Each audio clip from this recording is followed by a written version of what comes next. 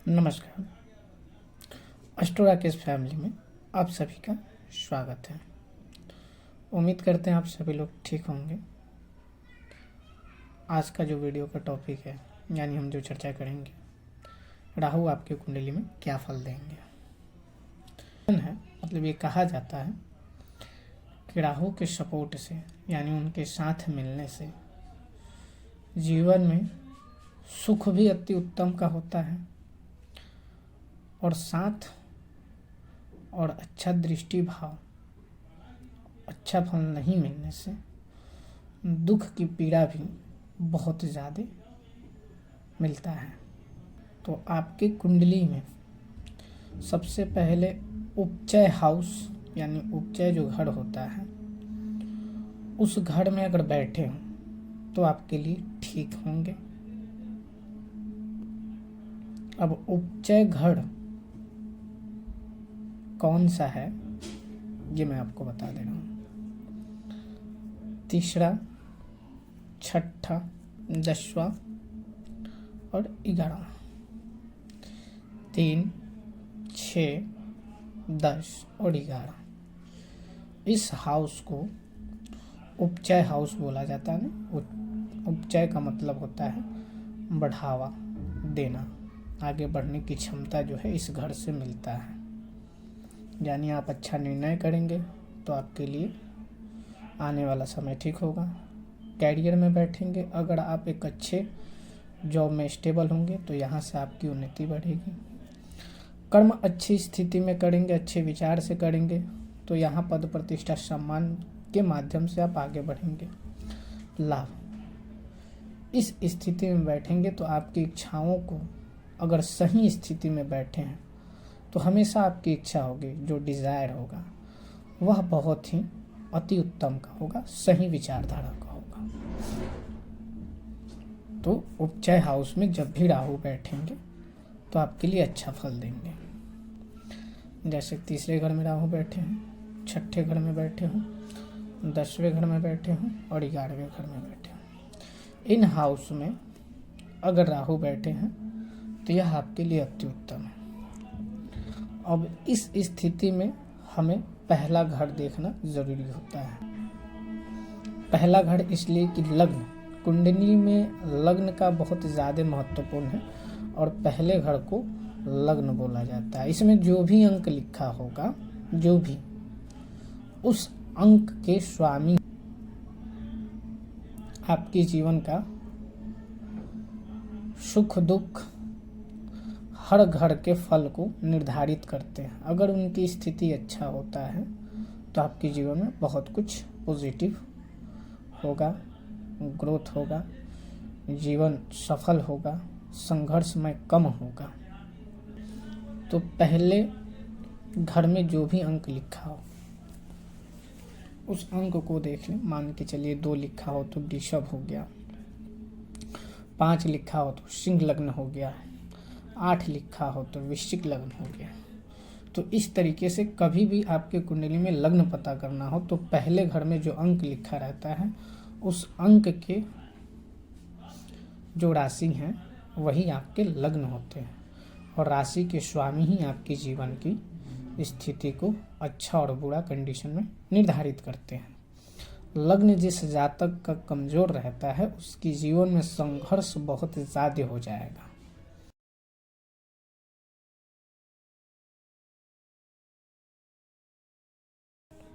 केंद्र में राहु बैठे, ठीक है। केंद्र जो होता है 1, 4, 7 और 10 को केंद्र बोलते हैं। यहाँ मैं लिख देता हूँ, इसे आप नोट कर लीजिएगा, ध्यान में रहे। केंद्र, केंद्र जो है 1, 4, 7 और 10 को केंद्र बोलते हैं।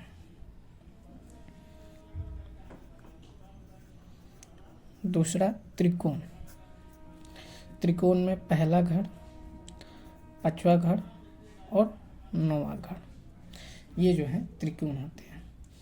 केंद्र में राहु बैठे तो भी अच्छा फल मिलेगा और त्रिकोण में बैठेंगे तो भी अच्छा फल मिलेगा। अब इस फल की स्थिति कैसे हम देखेंगे। त्रिकोण के स्वामी, यानी त्रिकोण की जो भी मान के चलिए कि यहाँ अगर 5 लिखा, ठीक है, तो सूर्यदेव हो गए। अब सूर्यदेव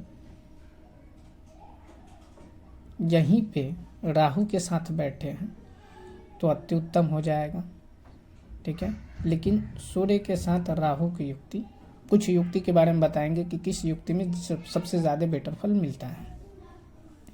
तो अभी एग्जाम्पल में यहाँ सिर्फ समझिए कि अगर यहाँ 5 लिखा हो और सूर्यदेव और राहु की युक्ति एक साथ है तो ये आपके लिए अति उत्तम हो जाएगा। जहाँ पे 9 लिखा हो, राहु यहाँ बैठे हों और गुरु यहाँ बैठे हों,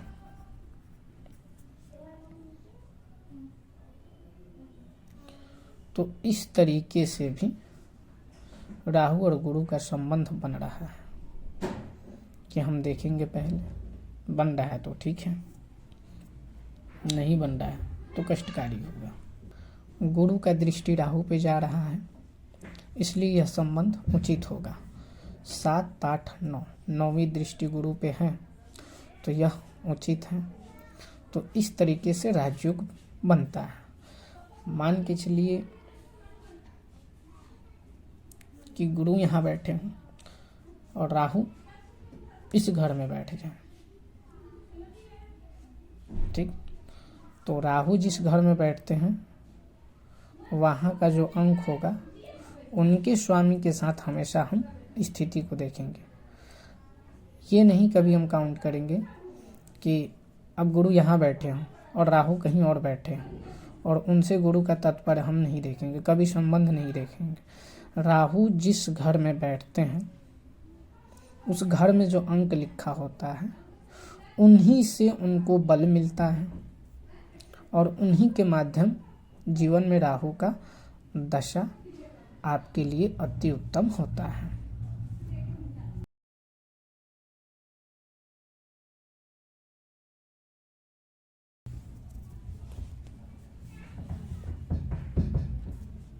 अगर आप इस संबंध को समझे हैं तो ठीक है, नहीं तो मान के चलिए कि यहीं पे 2 लिखा हो और शुक्र के साथ राहु का संबंध बन जाए तो आपके जीवन में हर सुख सुविधा, लग्जरी लाइफ बहुत ही अति उत्तम का मिलेगा। लेकिन इससे पहले यहाँ लग्न का ध्यान रखना ज़रूरी है, जो कि मैं लिख दे रहा हूँ कि किस लग्न में राहु बेहतर फल देते हैं और किस लग्न में राहु का फल अप्स एंड डाउन्स रहता है। तो पहले हम लग्न जो है यहाँ लिख रहे हैं। 1,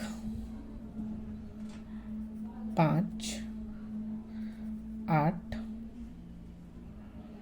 9 और 12 ये लग्न अगर बनता है यहाँ पहले घर में 1, 5, 8, 9, 12 कोई लग्न है, ठीक है, उस लग्न में राहु का जो फल होता है बहुत ज़्यादा पॉजिटिव नहीं होता है। अगर सही दृष्टि या सही संबंध सही भाव में बैठे हो तो ठीक है, नहीं बैठे हो तो ज़्यादा दिक्कत होता है, संघर्ष होता है, स्ट्रगल होता है। यहीं अब दूसरा आप काउंट ध्यान में रखिएगा। दूसरा, तीसरा, छठा, 7वां, 10वां और 11वां। इस लग्न में अगर ये अंक 2, 3, 6, 7, 10, 11 अगर ऐसा यहाँ कोई भी अंक आपकी कुंडली में लिखा हो, इस लग्न का अगर आपकी कुंडली है, जैसे मान के चलिए वृषभ लग्न का हो गया, मिथुन लग्न का हो गया, मकर लग्न का हो गया, तो उस समय राहु अगर लग्न में ही बैठे हों और लग्न के स्वामी के साथ बैठे हों तो आपके जीवन में बहुत ज़्यादा सफलताएं मिलेगा।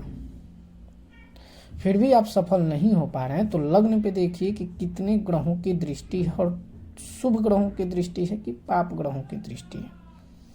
मान के चलिए कि यहीं पे मकर लग्न ले लिए, अब शनि और राहु की युक्ति हो और सूर्य का दृष्टि पड़ जाए तो आपके लिए संघर्षमय वाला हो जाए। मान के चलिए यहाँ से मंगल की दृष्टि पड़ जाए तो आपके लिए संघर्ष वाला सिचुएशन हो जाएगा।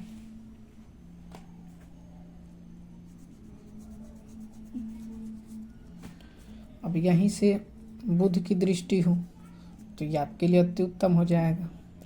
शुक्र की दृष्टि हो तो और अति उत्तम हो जाएगा। तो इस लग्न में आप ये ले सकते हैं कि 50 से 70% का रिस्पॉन्स आपके जीवन में अच्छा रहेगा, लेकिन इस लग्न में आपको जो है 100% रिस्पॉन्स मिल सकता है। सिर्फ ये ध्यान में रखना है कि राहु जिस अंक पे बैठे हैं उस अंक के स्वामी की स्थिति अच्छी होनी चाहिए।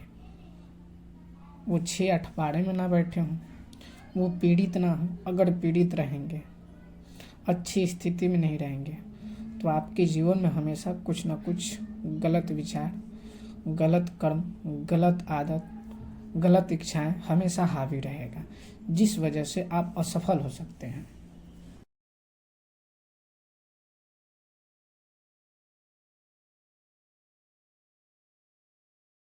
राहु किसी राशि के स्वामी नहीं है। राहु और केतु कभी भी ध्यान में रखिएगा, कुंडली में किसी राशि के स्वामी नहीं है। वो जिस अंक में बैठते हैं उस अंक के स्वामी के बल से उनका फल अच्छा होता है, लेकिन वो जिस घर में बैठते हैं उस घर के स्वामी का अधिकार उन्हें मिलता है। राहु अगर इस घर में बैठते हैं तो लग्न का अधिकार उनको मिलेगा। राहु आपके दूसरे घर में बैठेंगे तो इस धन भाव का जो है अधिकार उनके हाथ में रहेगा। राहु आपके तीसरे घर में बैठे हैं तो निर्णय का अधिकार उनके हाथ में रहेगा। राहु आपके चौथे घर में बैठे हैं तो आपके सुख का जो है स्वामी बनेंगे। मतलब सिर्फ ध्यान में रखिए कि राहु जिस घर में बैठते हैं उस घर के स्वामी जरूर रहते हैं, ठीक है। उन्हें राशि स्वामी नहीं मिला है, लेकिन उस घर के मालिक का ना हक जो है मिला हुआ है। अब राहु पंचम में बैठेंगे तो ज्ञान का विचार में उनका जो है बहुत बड़ा हक है, या मालिकाना कह दीजिए, या इस घर के मुखिया सदस्य रहेंगे ही रहेंगे। छठे घर में बैठेंगे तो यहाँ भी उनका हक है। सातवें घर में बैठेंगे तो यहाँ आपके वैवाहिक जीवन का सुख समृद्धि को देखेंगे। आठवें घर में बैठेंगे तो आपके कुछ डीप रिसर्च नॉलेज के हिसाब के बारे में कि आप किस दिशा में कितना समय दे रहे हैं, क्या दे रहे हैं, इस घर का जो है मालिक बनेंगे। यहाँ रोग, कष्ट, पीड़ा, ये गंदी आदतों का भी आचरण होता है। छठा भाव। अब आपके भाग्य भाव में बैठेंगे तो आपके भाग्य को कितना ऊपर लेके जाएंगे और कितना नीचे लेके आएंगे, इस स्थिति का जो है मालिक रहेंगे। आपके कर्म भाव में बैठेंगे तो यहाँ आप किस तरीके का अपने जीवन में आचरण, अपने कर्म को लेके चल रहे हैं, उसके मालिकाना हक रहेंगे।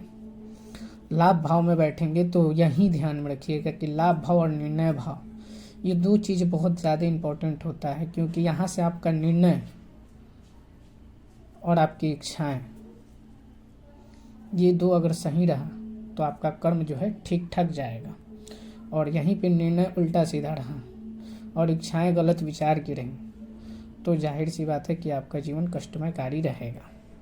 अब 12वें घर में रहेंगे तो लग्जरियस लाइफ, खर्च वगैरह, विदेश, इन सारी चीज़ों का सुख जो है मिलेगा। मेरे कहने का मतलब है कि राहु जिस घर में बैठते हैं उस घर के स्वामी होते हैं, किसी राशि के स्वामी नहीं होते हैं। तो उम्मीद करते हैं कि आप इसे अच्छे से समझें।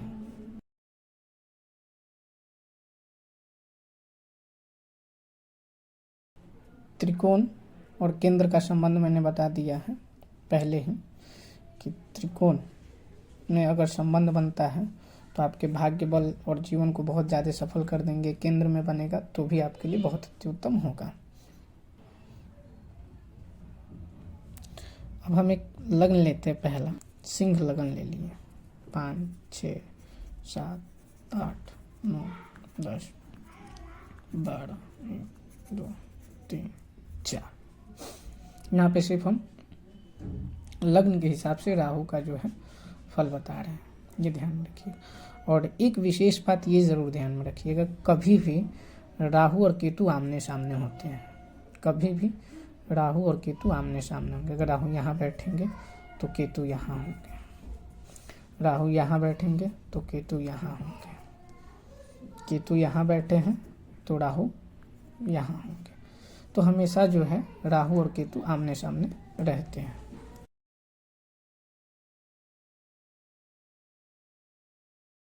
जैसे कि सिंह लग्न का जो है कुंडली ले लिया। अब यहाँ सूर्य और राहु की युक्ति है, ठीक है, और केतु यहाँ बैठे हैं। कुछ ग्रह अपने अपनी स्थिति में रहेंगे, ये विचार कर लीजिए, आप रख सकते हैं। लेकिन मैं अब यहाँ एक साधारण तरीके से समझा रहा हूँ कि लग्न के हिसाब से, ताकि आपको क्लियरिटी साफ साफ समझ में आए। अब राहु और केतु, ध्यान में रखिए कि यहाँ केंद्र में ही युक्ति लग गया है। राहु और सूर्य की युक्ति जो है त्रिकोण में ही लग गया है। इस घर को केंद्र और त्रिकोण दोनों ही बोला जाता है। लग्न को केंद्र और त्रिकोण में शामिल किया गया है, ये ध्यान रखिएगा। तो सूर्य और राहु की युक्ति जो है एक साथ लगा हुआ है, तो यहाँ जो रिजल्ट देखा जाएगा अच्छा होगा, कोई ज़्यादा दिक्कत नहीं होगा। अब यही सूर्य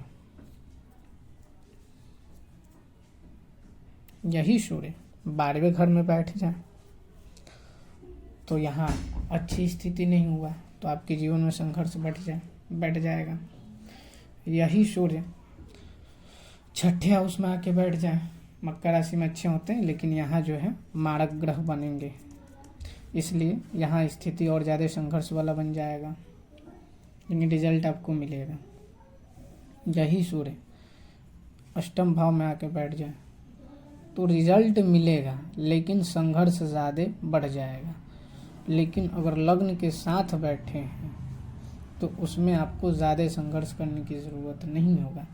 जब भी सूर्य और राहु की दशा आपके जीवन में आएगा, वो अच्छा फल दे के जाएगा। 6, 8, 12 में बैठे होंगे तो कष्टकारी होंगे। अब मान के चलिए कि यहीं सूर्य राहु की युक्ति है, शनि का भी दृष्टि पड़ रहा है, ठीक है। अब यहीं से मंगल का दृष्टि पड़ जाए तो यहाँ लग्न धीरे धीरे आपका जो है कमज़ोर होते जाएगा, क्योंकि यहाँ दोष उपस्थित होते जाएगा, ठीक। अब यहीं पे मान के चलिए कि आपको शनि मंगल के साथ चंद्रमा का जो है दृष्टि पड़ जाए तो और ज़्यादा कष्टकारी हो जाएगा, क्योंकि हमेशा आप अपने जीवन में जो है ना डाउन फ्लो रहेंगे, सोचते रहेंगे, किसी काम को करने की जो क्षमता भाव है हमेशा लो एनर्जी में रहेगा। इसलिए तो ये जो है इस स्थिति में आपका रिजल्ट हमेशा जो है 50% के आसपास रहेगा।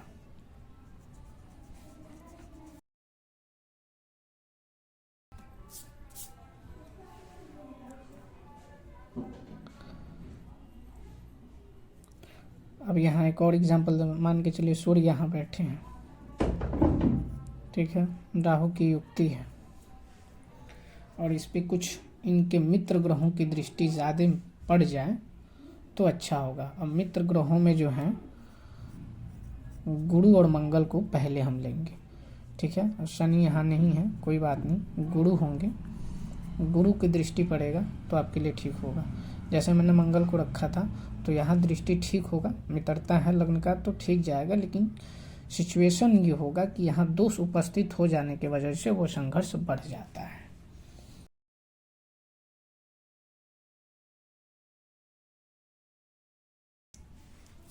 अब हम तुला लग्न ले रहे हैं। 7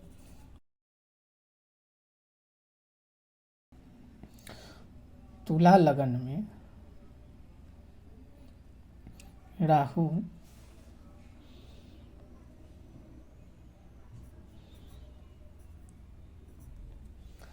धन भाव में बैठेंगे तो अच्छा रिजल्ट देंगे। हालांकि मंगल का जो है वृश्चिक राशि है, अच्छी स्थिति नहीं होगा, लेकिन दृष्टि जो है यहाँ पड़ रहा है अपने स्वयं के मित्रता राशि में, तो ये करेंगे क्या कि हमेशा आपके विचारों को सही जगह पे कोशिश करेंगे टिका रहे।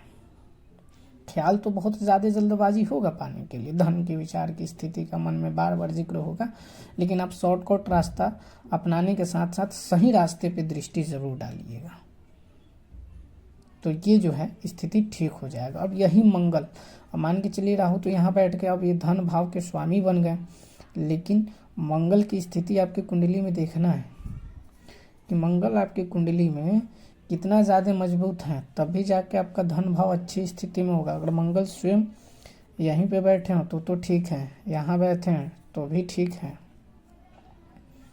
कष्टकारी स्थिति बनेगा लेकिन ठीक रहेगा। पीड़ा के साथ साथ आप चीज़ों को हासिल कर सकते हैं। लेकिन यही मंगल चौथे घर में आके बैठ जाए, 8वें घर में आके बैठ जाए,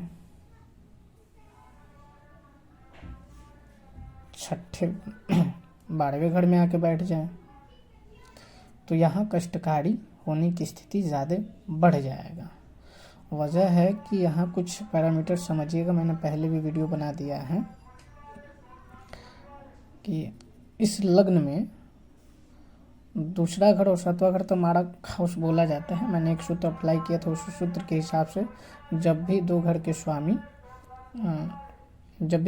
स्वामी बनते हैं उन्हें मारक में हम काउंट करते हैं लग्न के हिसाब से। तो यहाँ जो है गुरु, देखिए तीसरा और छठे भाव का दो घर के स्वामी हैं, तो गुरु यहाँ मारक के रूप में काम करते हैं और मंगल भी मारक के रूप में काम करते हैं। ठीक, तो इसलिए यह स्थिति अच्छा होगा।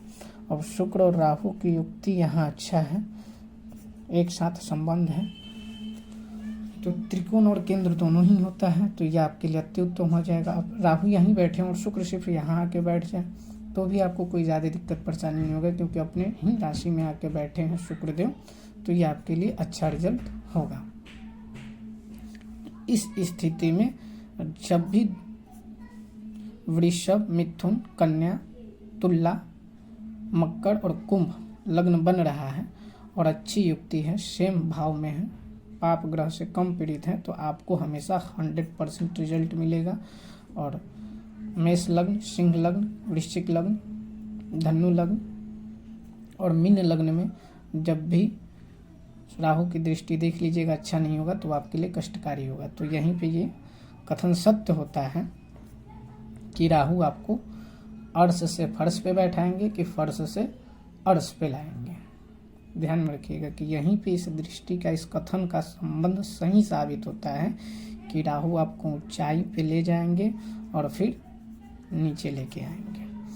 जब आप नीचे रहते हैं तो ऊंची स्थिति पे लेके जाते हैं। तो अर्श से फर्श तक का सफ़र युक्ति अच्छा हो तो ठीक है, और नहीं है तो फिर फर्श से अर्श का सफ़र तय हो जाता है। यानी आप ऊंचाई पर जाएंगे, लेकिन आपके कर्म भाव स्थिति बाकी सारी पैरामीटर को देखेंगे, अगर सही नहीं होगा तो जितना ऊंचे जाएंगे वाकई ही उसी स्थिति में उतनी ही तेजी में इस दशा में आप वापस आएंगे। तो राहु अगर आपकी कुंडली में जो भी राहु का दशा चल रहा है उस समय अपने लग्न कुंडली में जाके चेक कीजिए किस स्थिति में है, किस लग्न में है।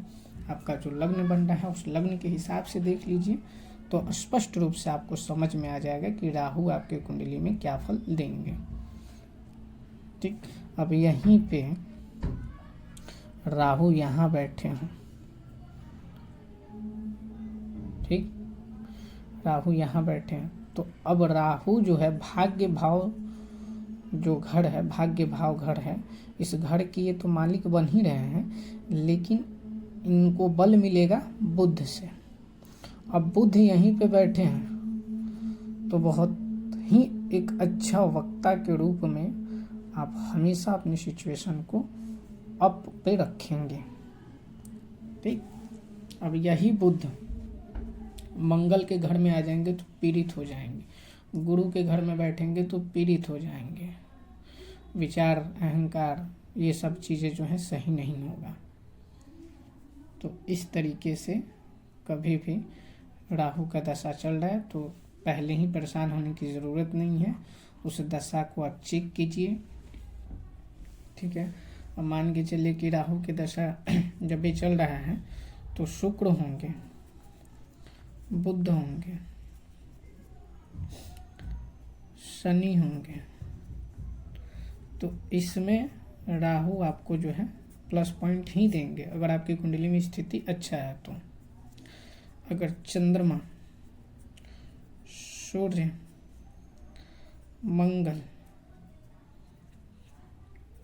और गुरु इनका लग्न होगा या इनका दशा चल रहा है, तो उसमें राहु किस स्थिति में, ये देख लीजिए।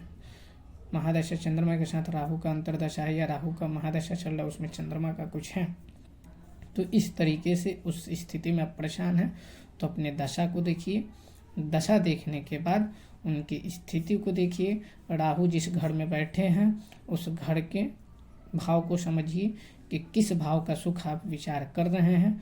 मान के चलिए कि अब राहु यहाँ बैठे हैं तो छठे घर में बैठे हैं, तो यहाँ आप जो है कैरियर में स्टेबल नहीं कर पा रहे हैं। तो क्यों नहीं कर पा रहे हैं, आप अपना लग्न बना, लग्न को चेक कीजिए। लग्न मान के चलिए कि 1, 5, 8, 9, 12 का है, लग्न के स्वामी अच्छी स्थिति में है तो ठीक है, नहीं है तो आप उनका उपाय करिए। पहले लग्न को सही करिएगा तो हर घर का फल अच्छा मिलेगा, क्योंकि जो भी मिलता है एक व्यक्ति के शरीर को ही मिलता है। तो पहला घर शरीर होता है, इसलिए हर घर का लाभ जो है पहला घर ही लेगा। तो जैसा भी कंडीशन हो, स्थिति अच्छा नहीं है तो आप उनका जाप कराइए, फिर दान दीजिए। दान के साथ स्टोन तब पहनिएगा, स्टोन पहनने से पहले बहुत चीज़ों को देखना पड़ता है, ठीक है। और उस स्थिति को शांत करना हो तो रुद्राक्ष पहनिए। तो इस तरीके से आप विचार कर सकते हैं। अपने कुछ आदतों पे भी कहीं ना कहीं कंट्रोल खुद से करना पड़ता है तो बहुत अच्छा हो जाएगा। और आदत को कंट्रोल करना है तो तीसरा और छठे भाव को ही देखिएगा, क्योंकि यहीं से कुछ गंदी आदतें होंगी, यहाँ से निर्णय होगा और इस घर से आपका इच्छा होगा। अगर इच्छा बार बार गलत चीज़ में जा रहा है तो इस घर के स्वामी कहीं ना कहीं पीड़ित होंगे या तो गलत स्थिति में बैठे होंगे, तो ही आपका मन जो है हमेशा गलत डायरेक्शन में जाएगा। उम्मीद करते हैं कि आप अच्छे से समझे हों। फिर मिलते हैं हम अगले वीडियो में। नमस्कार।